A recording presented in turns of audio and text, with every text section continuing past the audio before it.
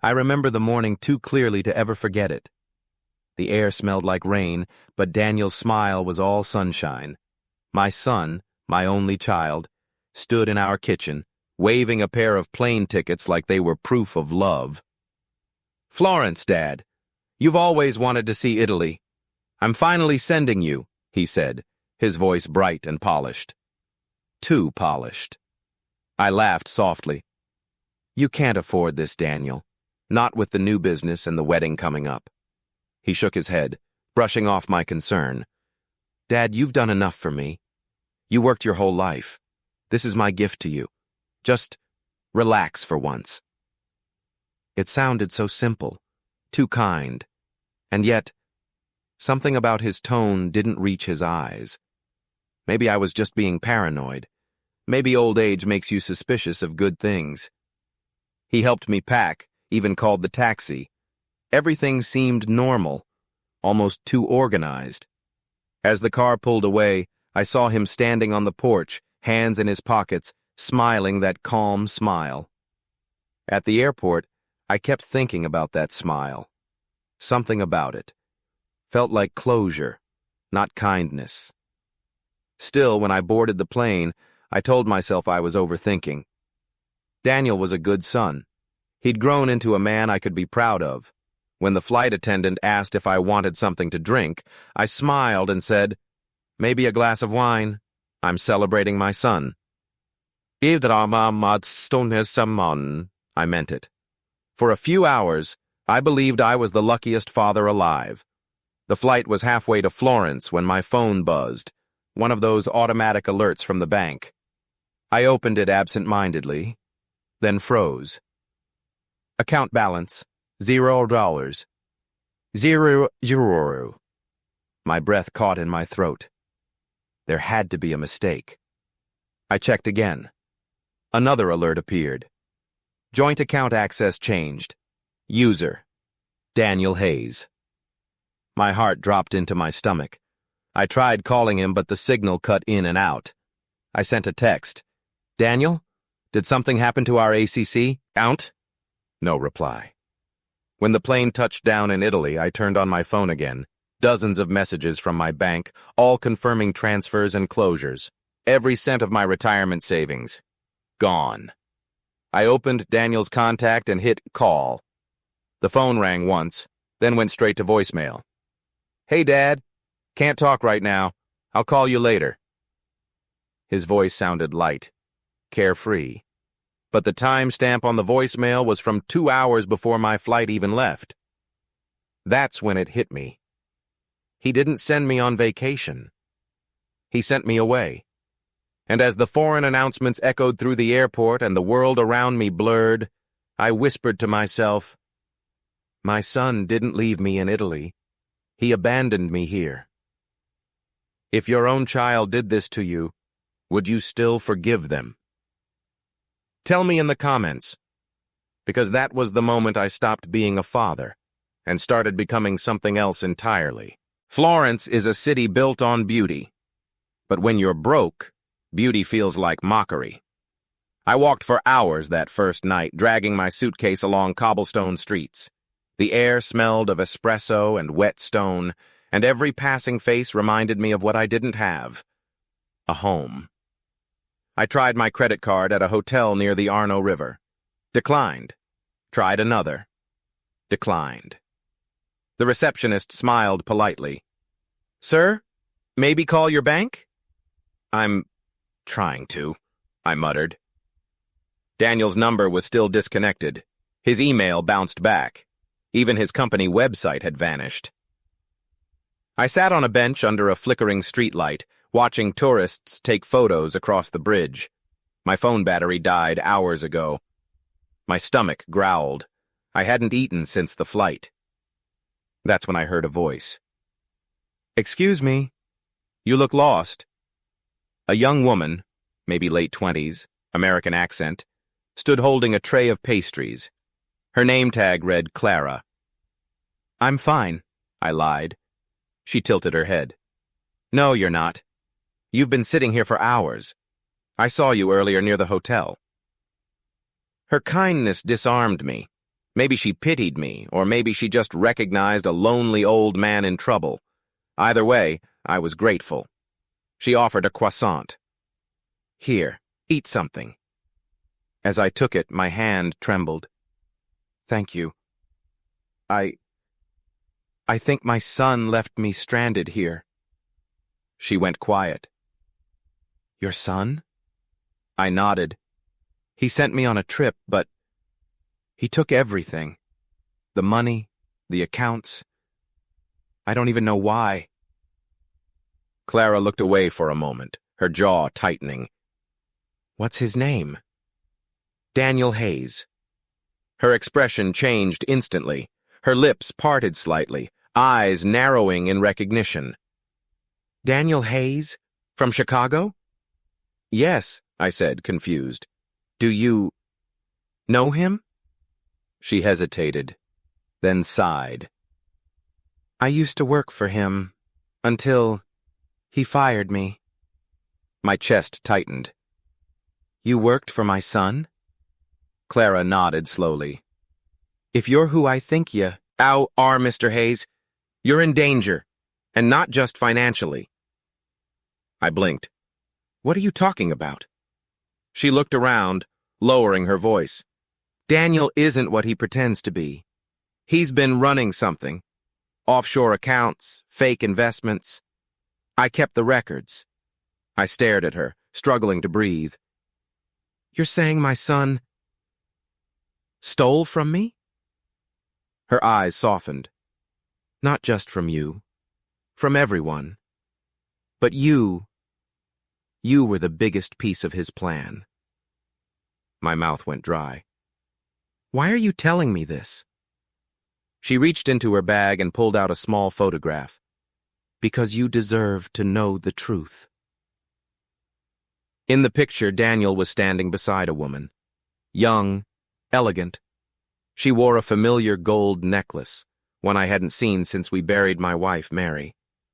I felt my entire body go cold. That necklace, it was buried with her. Clara shook her head slowly. No, your son gave it to her. I saw him do it. For a moment I couldn't speak, couldn't breathe, couldn't even think. The Florence night blurred around me. My son hadn't just betrayed me financially. He'd desecrated the one memory that still kept me alive. Clara placed a hand on my shoulder. Mr. Hayes, this isn't over. He's hiding more than you think. Before I could respond, she handed me a folded note. You'll find out why he did it soon. Then she walked away, leaving me trembling, alone, with nothing but a stranger's promise and a photograph that changed everything. That night I couldn't sleep. I kept staring at that photograph, my son smiling beside a woman who wasn't his fiancée, his arm around her waist and around her neck. Mary's necklace. It had been years since my wife died. I'd watched that golden chain lowered into the ground with my own hands trembling. It was her favorite piece, a gift from me on our 25th anniversary. Now it gleamed again in that photo, shining like a ghost of the past. By morning, I went looking for Clara. I found her outside a small cafe near the Duomo, smoking nervously, eyes darting between passers-by. When she saw me, she stubbed the cigarette out instantly. Mr. Hayes, you shouldn't be out here alone. I ignored the warning. You said you worked for Daniel. I want the truth. She exhaled. I was his personal assistant, helped with client portfolios, travel, and sometimes his private errands. Private errands? She hesitated. You really don't know, do you? I said nothing, my silence giving her permission to continue. Your son started a financial firm, Hayes Global Ventures. Looked legitimate on paper. But he was funneling money from investors, using offshore accounts in your name to hide the transactions. You were his cover, Mr. Hayes. His trustworthy father figure. I stared at her in disbelief. That's impossible. Daniel wouldn't do that. She met my eyes sharply. He already did. You were the reason his firm looked clean. He listed you as co-founder, executor, guarantor. When authorities investigate, you'll be the one who falls. My stomach twisted. You're saying he set me up? She nodded slowly. He took everything because he couldn't afford for you to talk. For a long moment, I just stood there, the world spinning around me, tourists laughing, church bells echoing, everything too alive while my world turned to dust. Finally, I whispered, "Why help me?" She oaked down. Because once I believed in him too, and he destroyed my life the same way. Her voice cracked. He ruined my father's business, drove him to bankruptcy. My dad took his own life last year. I want Daniel to pay. Something dark, deep, and cold began stirring inside me. The kind of anger that doesn't shout. It waits. I clenched the photo in my hand. Then help me. Show me how. Clara looked up at me, maybe searching for hesitation, maybe for mercy. She found neither. She reached into her bag, pulling out a small USB drive. Everything is here. Emails, transfers, company documents. Enough to bury him if used right, but he has connections. Power. If we make a move now, he'll destroy us both. I asked, then what do we do? Her voice was steady now. We disappear first. Before I could answer, her phone buzzed. She went pale. I caught a glimpse of the screen. An email from an address labeled DH. Subject: You shouldn't have helped him. She looked at me, whispering, He knows you're still alive. The cafe noise faded into nothing. I turned toward the street, scanning faces, heart pounding. Every shadow suddenly looked like him. Every sound, every voice, like a ghost of my son hunting me down. If your own child was trying to erase you, what would you do first? Hide? Or strike back? Let me know in the comments. Because from that moment on, forgiveness was no longer in my vocabulary. For the next 2 days, Clara kept me hidden in a small apartment above a pizzeria near the river. The air smelled of smoke, basil, and fear. She brought an Italian man to meet me, mid-30s, rugged, calm eyes. This is Luca, she said. He knows people who can make problems disappear. Luca nodded. Your son's people are searching hotels. You need a new name. I looked at him blankly. You mean fake papers? He smirked. In Italy, everything has a price, even death. Clara laid out her laptop on the small table. The USB drive flickered to life, folders filled with digital evidence, transaction trails, even copies of Daniel's forged signatures. One file caught my eye.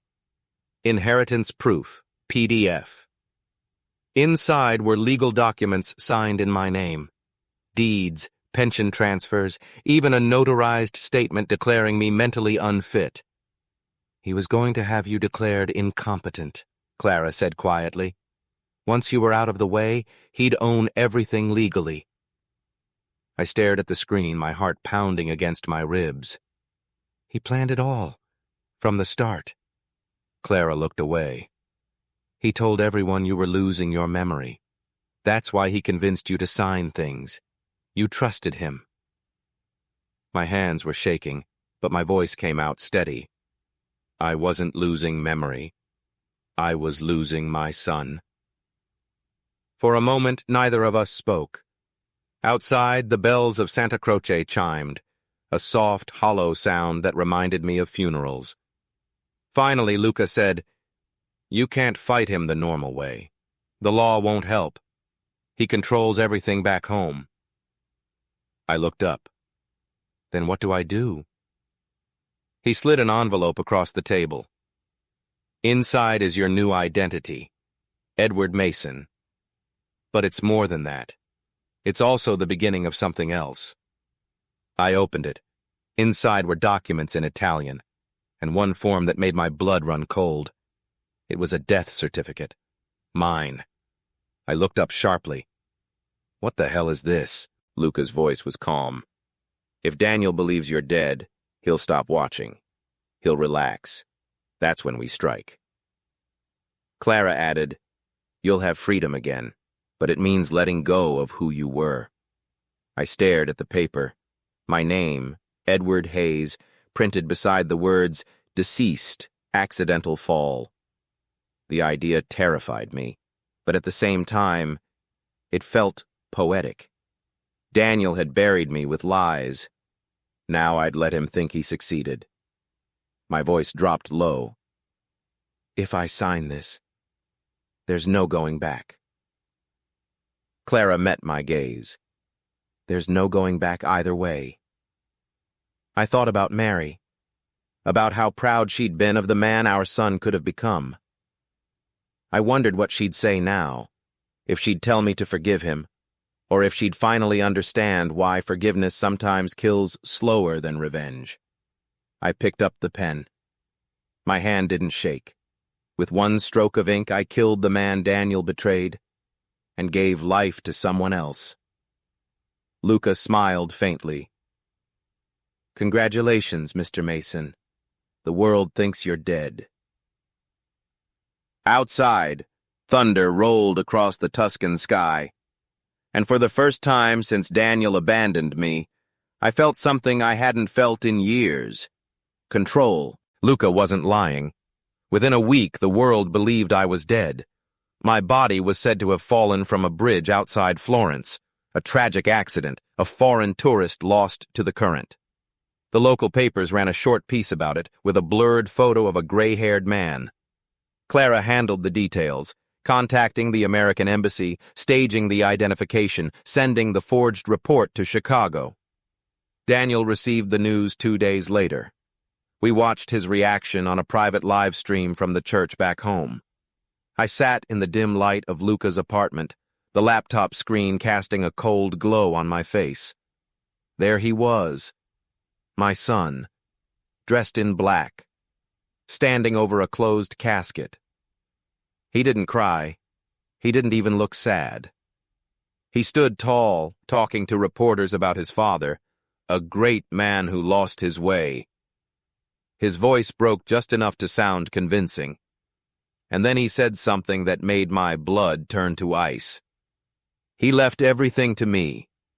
I'll honor his legacy by continuing our family's business. Clara glanced at me. He's already taken control. I stared at the screen, my throat tight. He's not honoring my legacy, he's cashing it in. The funeral ended. People shook his hand, hugged him, whispered condolences. He smiled at every single one of them. There was no grief in his eyes, only victory. When the video ended, I sat in silence. The only sound was the faint hum of the ceiling fan. Finally, I said, He buried an empty coffin. But one day soon, he'll wish it had been full. Clara looked at me carefully. Are you sure you're ready for this? Revenge isn't clean. I met her eyes. Neither is betrayal. The next morning, Luca walked in with a manila folder. He's coming to Florence, he said. Business conference at Palazzo Ferrani. High-profile investors. He'll be here for a week. I stared at Daniel's printed itinerary, every line detailing his meetings, his hotel, his dinner plans. My pulse steadied, slow, deliberate. It was like watching a clock begin to tick toward something inevitable. I folded the papers, slipped them into my jacket, and said quietly, Let's welcome him home.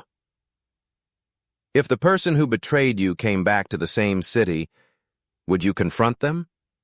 Or wait in silence? Tell me in the comments, because I'd already made my choice. And when Daniel set foot in Florence, I was going to make sure the city remembered both of us. Florence looked different the week Daniel arrived. Maybe it was the summer light, or maybe it was me, reborn, invisible and patient. From the terrace above the Piazza della Repubblica, I watched him step out of his black car. Tailored suit, polished shoes, a watch that cost more than my first house. He looked like the man I raised, but colder, empty. Clara sat beside me, sunglasses hiding her eyes. He doesn't look like someone who buried his father. I didn't respond. I just watched. Every movement, every smile, every handshake. Later that day, he gave a speech at the Investor Summit, talking about transparency, growth, and trust. The words made me sick. Clara filmed him quietly from the crowd. "We can leak this," she whispered. "Show them what kind of man he really is." I shook my head. "Not yet. I don't want his reputation ruined. I want him ruined." She frowned. "You're starting to sound like him." I didn't deny it, because she wasn't wrong. That evening, Daniel dined at a rooftop restaurant overlooking the river. I sat across the street, hidden behind a cafe window. My reflection in the glass looked older, harder. A ghost studying his own bloodline. When Daniel laughed, I could hear it faintly. That confident, careless sound. The same laugh he had as a boy. For a fleeting second, guilt tried to crawl in. But then I remembered the voicemail, the empty bank account, the necklace. The guilt died quietly. After dinner, he walked toward the hotel.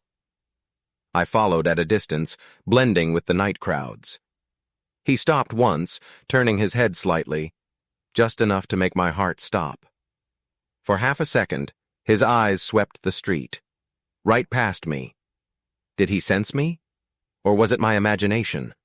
A ghost chasing another ghost? Either way, I knew he was close enough to touch, close enough to lose everything. Later, back in the apartment, Clara laid out blueprints of the hotel. "Security's tight," she said. "We can't just walk in." "I don't need to," I replied. "I just need him to notice me." Clara looked up sharply. "What do you mean?" I reached into my pocket and took out a small envelope. Inside was a photograph, the same one she'd given me weeks ago, the one with Daniel and the woman wearing Mary's necklace. "Tomorrow," I said, "this will be left at his hotel door."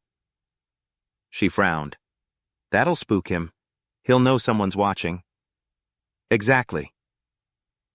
For the first time, I smiled. A small, sharp thing that didn't belong to the man I used to be. The next morning, Luca delivered the envelope as planned.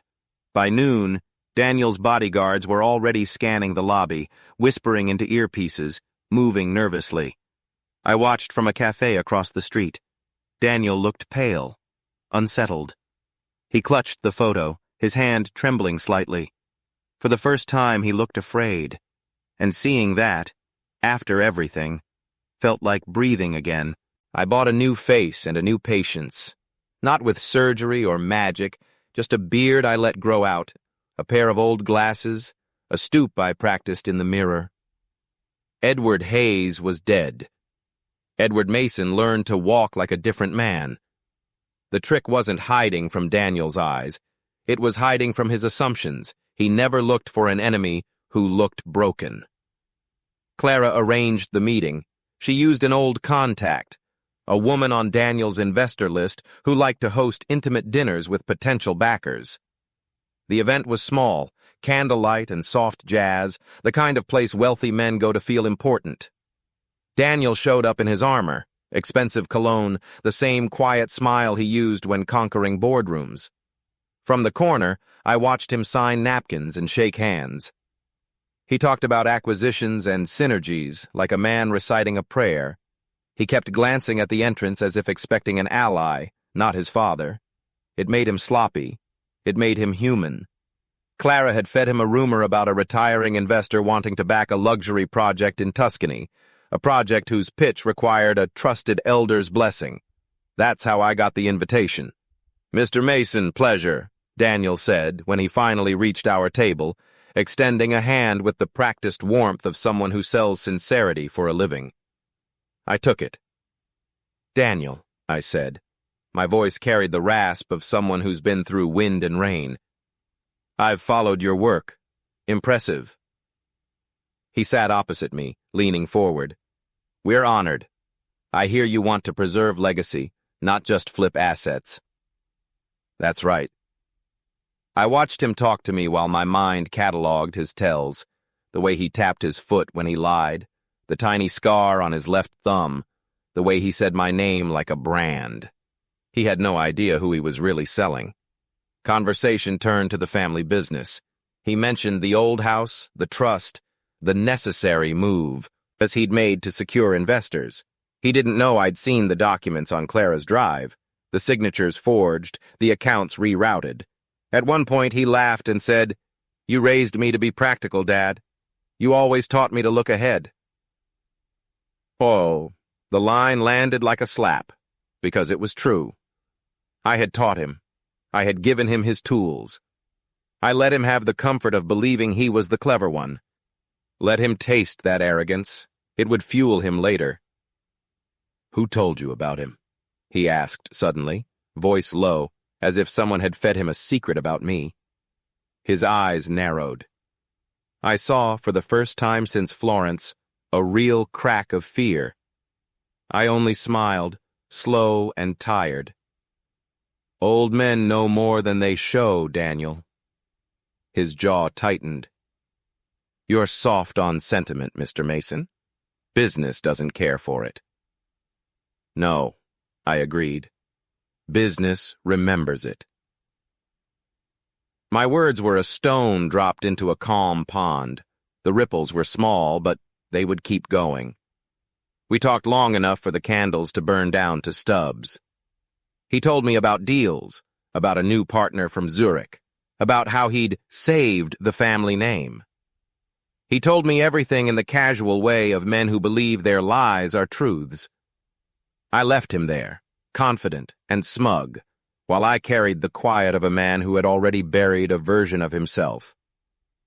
Outside, Clara was waiting with a look that mixed excitement and worry.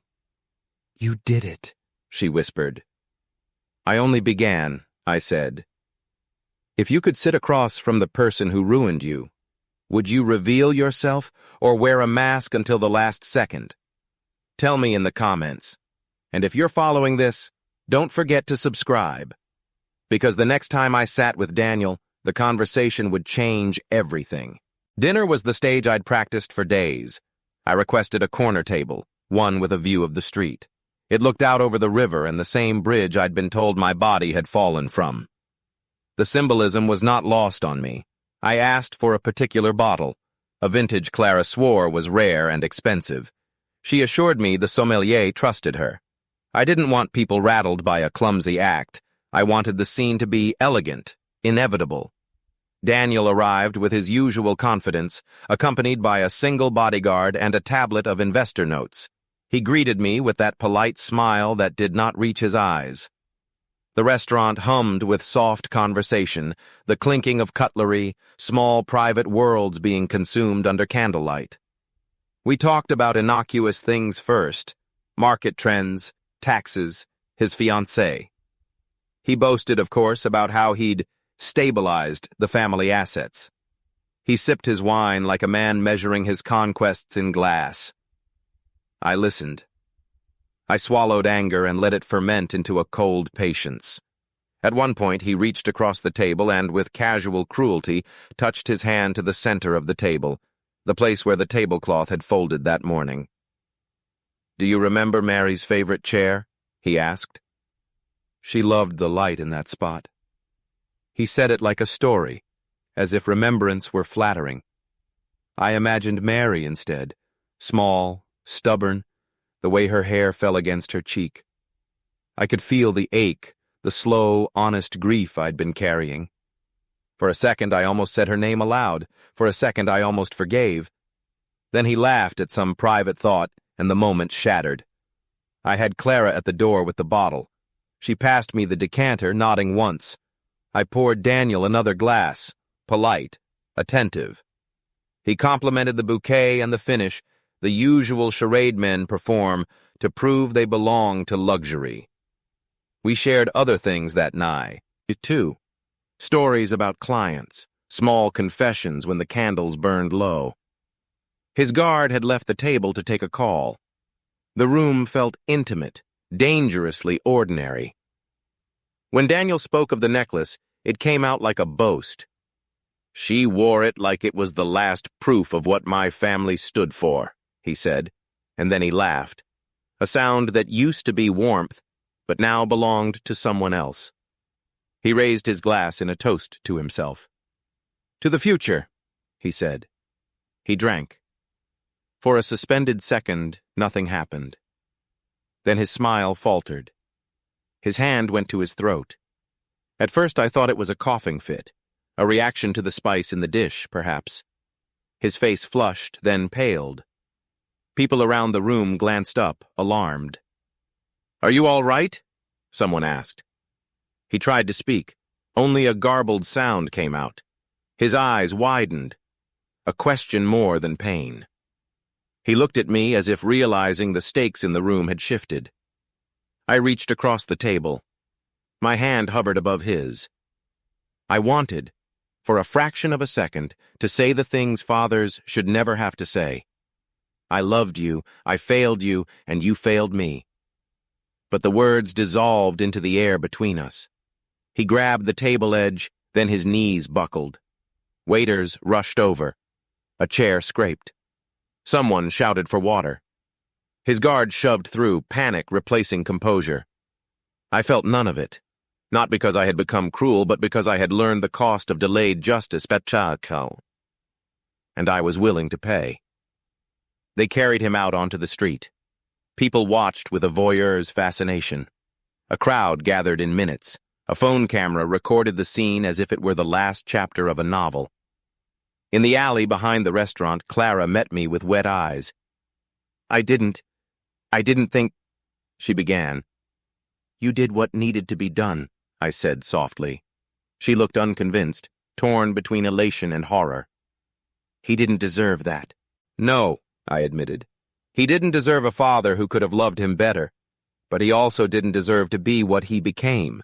Lay." That night I stood in the shadows as paramedics argued and the police cordoned off the street. Daniel's life, his empire, his claims, his trophies, all of it hung like thin paper over a sink full of water. Did I cross a line? Would you have stopped before it came to this? Tell me in the comments, and if this story is keeping you up, make sure to subscribe. Because what happens next isn't about spectacle. It's about the will he left behind, and the way revenge bends the heart. The next morning, Florence felt colder. The city that had once hummed with life now echoed with sirens and whispers. The newspaper headline read, "American businessman collapses during dinner. Cause under investigation." Daniel Hayes was in critical condition at Santa Lucia Hospital. Not dead. Not yet. When Clara read it aloud, her hands trembled. "He's alive, Edward. Maybe it's a sign. Maybe we can—" "No," I interrupted quietly. "We don't go near him." Because I knew something she didn't. The wine had been symbolic, not deadly. Luca had followed my instructions precisely, enough to mimic a stroke, not end a life. Revenge didn't need death to be complete. It only needed recognition. I wanted him to wake up and realize that everything, every comfort, every victory, every illusion, had been hollow. That his empire had been built on the bones of his own father's trust. For 2 days, I stayed hidden. I walked the narrow alleys of Florence like a ghost, listening to the city breathe. Everywhere people whispered about the American tragedy. Then, on the 3rd day, Clara burst through the door. Her eyes were red, her voice cracked. "He's asking for you." I froze. "What?" "He woke up. He asked for you by name. He said he saw you at the restaurant." For a moment the room tilted. The walls seemed to breathe. He'd seen me. Through the fog of panic, the pain, The betrayal. He had seen me. I sat down slowly. Then he knows. Clara took a step closer. Edward, maybe this can end differently. Maybe you can talk. Talk? I laughed softly. He left me for dead, Clara. He took everything. There's no talking after that. But my voice betrayed me. It wasn't conviction. It was exhaustion. Because under the layers of revenge, there was still a father who had once tucked that boy into bed, read him bedtime stories, taught him how to tie a tie. That night, I stood outside the hospital, watching the soft blue glow of emergency lights. Through the glass, I saw him, my son, pale, fragile, a tube in his arm. He looked smaller than I remembered. A nurse passed by, and I caught a fragment of her words. He's been repeating something in his sleep. Keeps saying, "Dad, please don't go." The sound almost broke me. I left before he could see me, because I didn't know what would happen if I walked into that room. Forgiveness, or another crime. Back at the apartment, Clara waited. Did you go in? I shook my head. Some ghosts don't belong in daylight.